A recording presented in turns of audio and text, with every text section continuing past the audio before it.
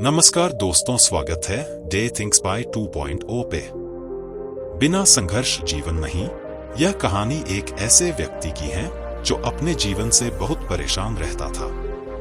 उसका मानना था कि पशुओं का जीवन मानव जीवन से बेहतर है, उन्हें किसी प्रकार की कोई चिंता नहीं रहती है। तो आइए जानते हैं फिर महात्मा बुद्ध ने उसकी सोच को कैसे बदला और कैसे यह समझाया कि मनुष्य का जीवन ही सबसे बेहतर है। एक व्यक्ति एक मार्ग में तेजी से आगे बढ़ रहा था। अचानक वह दूसरे व्यक्ति से टकरा गया। इस पर दूसरा व्यक्ति क्रोधित होकर कहता है, अरे जानवर, क्या तुम्हें दिखाई नहीं देता? अंधाधुंध आगे बढ़ते जा रहे हो। इस पर पहला व्यक्ति कहता है, काश आप जो कह रहे हैं वह सत्य होता, लेकिन दुर्भाग्यवश मैं एक मनुष्य हूं। इस पहले व्यक्ति की इस बात को सुनकर दूसरे व्यक्ति का क्रोध शांत हो गया। वह उस पहले व्यक्ति से कहता है, लगता है तुम बहुत दुखी हो, नहीं तो तुम सौभाग्य की बात को दुर्भाग्य की बात नहीं कहते, क्योंकि एक मनुष्य का जीवन पाना सौभाग्य की बात होती है। मनुष्य का जीवन बड़ी कठिनाइयों से मिलता है और तुम इसे बेकार समझते हो और एक जानवर होना चाहते हो। तब वह पहला व्यक्ति कहता है, क्या आपने कभी एक जानवर को आत्महत्या करते देखा है? क्या आपने किसी जानवर को दूसरे जानवर को धोखा देते देखा है?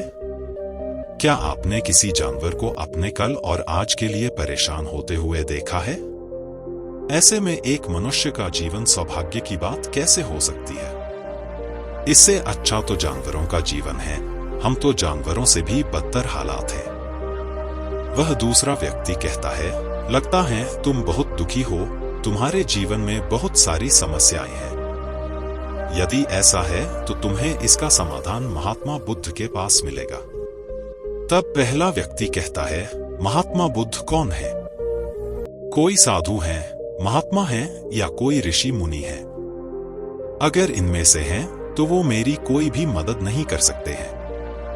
मैं ऐसे कई लोगों से मिल चुका हूं और इनके पास मेरे समस्याओं का कोई हल नहीं है। दूसरा व्यक्ति कहता है, इनमें से वह कोई नहीं है, लेकिन वह क्या है ये तो मैं भी नहीं जानता हूं। बस इतना पता है कि जो भी उनके पास अपनी समस्याएं लेकर जाता है उसका समाधान बड़ी आसानी से हो जाती है। जो भी उनके पास आता है अपने सारे दुख दर्द उनके पास छोड़कर चला जाता है। उस दूसरे व्यक्ति की बात सुनकर पहले व्यक्ति को लगा उसे महात्मा बुद्ध से मिलना चाहिए। तब वह कहता है, अगर तुम कहते हो तो मैं उनसे भी मिलकर देख लेता हूं। उनमें ऐसी कौन सी बात है जो वो किसी के भी समस्या का समाधान बड़ी ही सरलता के साथ कर देते हैं? इतना कहकर वह व्यक्ति अगले दिन ही महात्मा बुद्ध से मिलने के लिए निकल गया। 2 से 3 दिनों की यात्रा करने के बाद वह महात्मा बुद्ध के पास पहुंचे। जब वह उनके पास पहुंचा तो देखा कि वे अपने शिष्यों को उपदेश दे रहे थे। उन्होंने कहा कि इस पृथ्वी पर उपस्थित हर किसी का जीवन बहुत ही अनमोल है, परंतु मनुष्य जीवन सबसे ज्यादा अनमोल है। इसका उपयोग कर मनुष्य जीवन के उच्चतम श्रेणी पर पहुंच सकता है और इसी मनुष्य जीवन के कारण पशुओं से भी निचली स्तर पर आ सकता है। महात्मा बुद्ध का उपदेश समाप्त होते ही वहां पर जो लोग बैठे थे वह चले गए। उसके बाद वह व्यक्ति महात्मा बुद्ध के पास पहुंचा, प्रणाम करके कहता है, हे बुद्ध, आप कहते हैं कि मनुष्य का जीवन अनमोल है। आखिर हम मनुष्य के जीवन में ऐसी क्या बात है? हम मनुष्य के जीवन में कीमती होने जैसी क्या चीज है? बिना संघर्ष जीवन नहीं। हम चिंता करते हैं, परेशान रहते हैं, हम अपने भविष्य के लिए चिंतित रहते हैं, ऐसे ही कई तरह की समस्याओं से घिरे होते हैं। लेकिन आप क्या जाने, आप एक साधु हैं, आपने तो ये सारी चीजें त्याग दी हैं, इसलिए आप यह सभी बातें आसानी से कह सकते हैं। मुझे तो यही लगता है, मनुष्य का जीवन बहुत ही कठिन है, हमें इसे समाप्त कर लेना चाहिए। आपने कभी पशुओं को देखा है ना, वे न तो चिंता करते हैं और न ही उन्हें किसी तरह की तकलीफ होती है। न वे किसी परेशानी में रहते हैं, वे अपना जीवन मौज मस्ती से जीते हैं। न उन्हें अपने आज की चिंता होती है और न ही कल की चिंता होती है। उन्हें ना ही किसी से धोखा मिलता है और ना ही किसी से शिकायत करते हैं। वे बस अपना जीवन जीते हैं और वहीं दूसरी तरफ मनुष्य ठीक इसके उल्टा अपना जीवन जीता है। मुझे तो यही लगता है कि मनुष्य का जीवन पशुओं के जीवन से भी बदतर है। महात्मा बुद्ध उस व्यक्ति की सारी बातें ध्यानपूर्वक सुन रहे थे और उसकी मनोदशा को समझ रहे थे। आखिर में महात्मा बुद्ध मुस्कुराते हुए उस व्यक्ति से कहते हैं, बालक, तुम अपने जीवन के संघर्षों से भाग रहे हो। यदि तुम संघर्ष करोगे ही नहीं तो जीवन सफल कैसे बनेगा?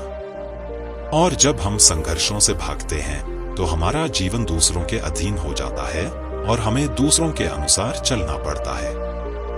इसलिए हमें अपने जीवन के लिए संघर्ष तो करना ही पड़ता है। महात्मा बुद्ध के मुख से इस बात को सुनकर वह व्यक्ति अचरज में पड़ गया। तुरंत ही वह महात्मा बुद्ध को प्रणाम किया और उनके चरणों में जा गिरा। उसने कहा, हे बुद्ध, आपको कैसे पता चला कि मैं अपने जीवन में संघर्षों से भाग रहा था? मैं समस्याओं से बचना चाहता हूं और मेरे जीवन में जब भी कोई समस्या खड़ी होती है तो मैं उसका सामना नहीं कर पाता, बल्कि मैं उसे छोड़कर भाग जाना चाहता हूं। महात्मा बुद्ध उस व्यक्ति से कहते हैं, तुम्हें लगता है पशुओं का जीवन हमसे लाख गुना अच्छा है, क्योंकि वह अपना जीवन खुद समाप्त नहीं करते हैं। वे ना किसी को धोखा देते हैं, ना ही भविष्य की चिंता करते हैं। इसका मतलब यह नहीं है कि उनके जीवन में संघर्ष नहीं है। उनके जीवन में तो जन्म से लेकर मृत्यु तक संघर्ष ही होता है। जब वह छोटे होते हैं तो उन्हें अपनी जान का खतरा होता है, जिससे वो बचते रहते हैं, और जब वे बड़े होते हैं उस समय अपना पेट भरने के लिए संघर्ष करते हैं, चाहे उनके सामने कोई भी क्यों न हो, उनके सामने कितनी भी कठिन परिस्थितियां क्यों न हो, लेकिन वे संघर्ष करने से पीछे नहीं हटते। हम मनुष्य छोटे छोटे संघर्ष से डर जाते हैं।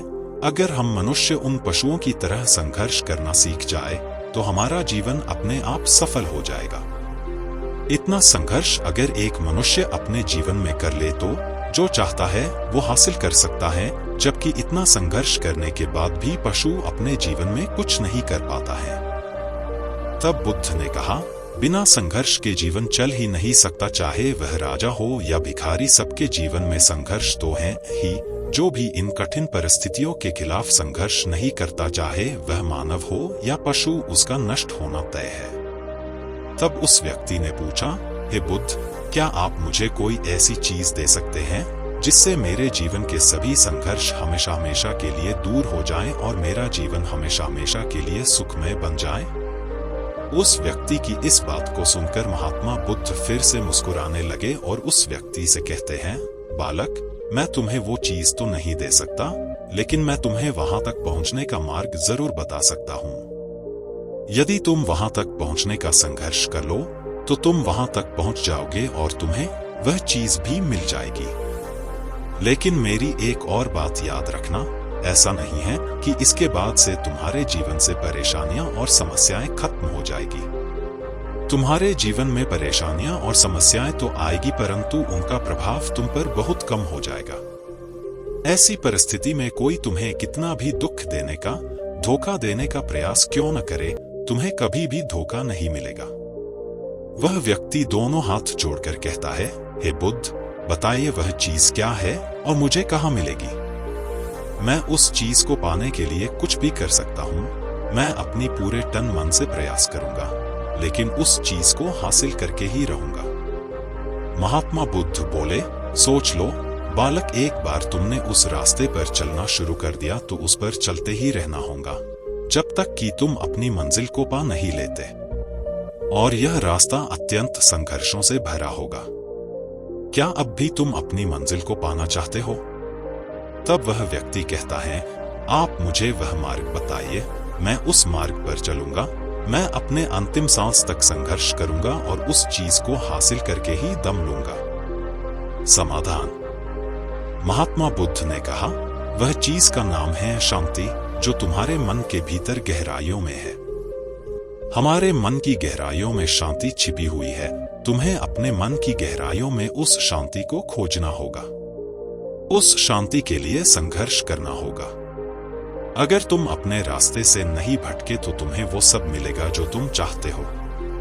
महात्मा बुद्ध की बात सुनकर वह व्यक्ति बोलता है, मुझे लगा आप कोई ऐसी वस्तु का नाम बताएंगे जिसे मैं हर हाल में हासिल कर लूंगा और उसके बाद मेरा जीवन सुखमय बन जाएगा। आगे वह व्यक्ति कहता है, इस दुनिया में ऐसी कोई चीज नहीं जिसे खोजा नहीं गया हो और खोजा नहीं जा सकता है, लेकिन मैं अपने मन के भीतर कैसे जा सकता हूँ? वहां जाने का ना ही कोई मार्ग है और ना ही वहां तक कोई सवारी जाती है।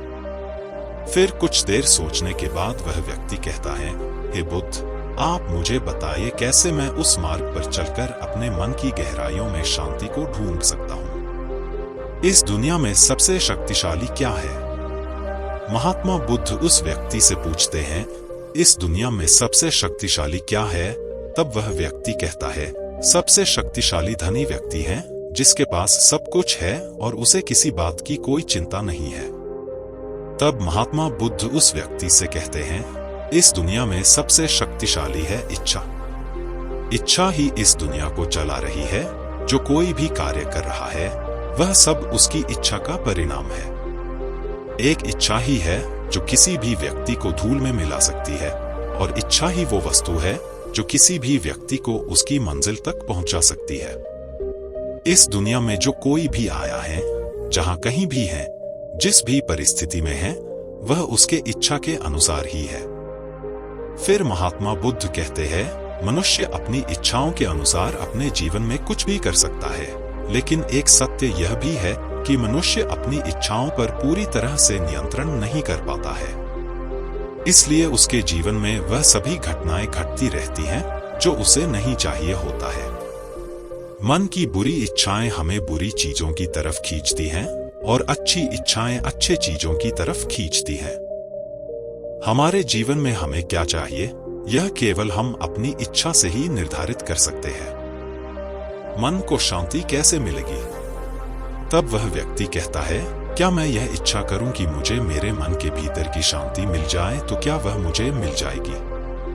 बुद्ध बोले, हे बालक, इस दुनिया में सबसे शक्तिशाली चीज इच्छा अवश्य है, परंतु मनुष्य ना जाने क्यों अपने जीवन में तरह तरह की इच्छाएं पालता है, लेकिन उसकी सारी इच्छाएं पूर्ण नहीं हो पाती हैं, क्योंकि उस इच्छा को पूरा करने के लिए एक और चीज की जरूरत पड़ती है और उस एक चीज की कमी मनुष्य के जीवन में हमेशा बनी रहती है। क्या तुम इसके बारे में जानते हो? महात्मा बुद्ध कहते हैं, बालक, वो वस्तु संकल्प है, क्योंकि संकल्प के बिना इच्छा व्यर्थ है। संकल्प के बिना तुम कितनी भी बड़ी इच्छा क्यों न कर लो, परंतु वह कभी पूर्ण नहीं हो सकता। संकल्प जितना मजबूत होगा, तुम्हारी इच्छा भी उतनी ही जल्दी पूरी होगी, और संकल्प जितना कमजोर होगा, तुम्हारी इच्छा भी उतनी ही कमजोर होगी। तब वह आदमी बोला, अगर मैं दृढ़ संकल्प लूं तो क्या मुझे शांति मिल जाएगी? तब बुद्ध ने कहा, संकल्प भले ही इच्छा को शक्ति प्रदान करता है, लेकिन इच्छा और दृढ़ संकल्प ले लेने के बाद भी व्यक्ति अपनी मंजिल तक पहुंच नहीं पाता है। वह राह में भटक जाता है और थक हार कर अपने संकल्प को छोड़ देता है। तब बुद्ध कहते हैं, किसी भी मार्ग पर चलने के लिए उस मार्ग का ज्ञान होना जरूरी है, और वह ज्ञान हमें उस मार्ग पर चलकर ही मिल सकता है। जब हम उस मार्ग पर चलते हैं तो छोटी छोटी दिक्कतें, परेशानियां तो आते जाते रहती है और हम उन छोटी छोटी परेशानियां में फंस कर रह जाते हैं और हमारा संकल्प टूट जाता है। हमारी इच्छाएं उन छोटी छोटी समस्याओं के आगे कमजोर पड़ जाती हैं और हम हार मान लेते हैं। हमारा पूरा जीवन उसी समस्याओं के इर्द गिर्द घूमते रह जाता है। इस पर वह व्यक्ति कहता है, मैं आपकी बातों को समझने का कोशिश कर रहा हूं, लेकिन आपकी बहुत कम बातें मुझे समझ आ रही है। तब महात्मा बुद्ध उसे समझाने के लिए कहते हैं, मान लो तुम्हें किसी गांव में जाना है, किसी व्यक्ति से मिलना है और तुमने ये संकल्प लिया है कि तुम उस व्यक्ति से मिलकर ही रहोगे, परंतु काफी समय ढूंढने के बाद भी ना ही तुम उस गांव को खोज पाए और उस व्यक्ति से मिल पाए, तो ऐसे में तुम क्या करोगे? तब व्यक्ति कहता है, हे बुद्ध, ऐसे कैसे हो सकता है कि मैं जीवित हूं और वह व्यक्ति भी जीवित है और मुझे गांव पता है, तो मैं किसी भी कीमत पर उस व्यक्ति से मिलकर ही आऊंगा।